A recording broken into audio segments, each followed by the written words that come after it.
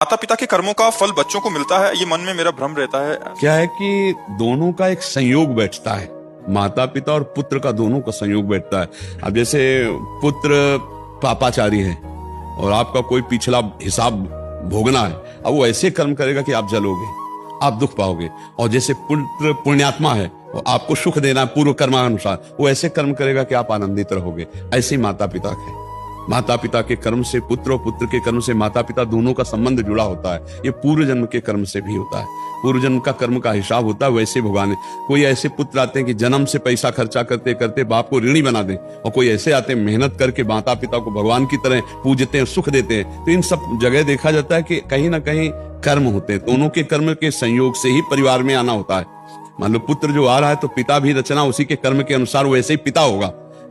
कोई पिता है कि अरबपति खरबपति, कोई बेचारा लेबरी करके कमाता है और जीव उसके यहाँ पुत्र बनता है, एक उसके यहाँ पुत्र बनता है। एक मेहनत से कमाकर अपने पिता को सुख और एक कमाई हुई संपत्ति का नाश करके विलासिता में दुख प्रदान करता है। तो ये कर्मों के अनुसार होता है, इनमें दोनों का कर्म संयोग रहता है, दोनों का संयोगित कर्म रहता है।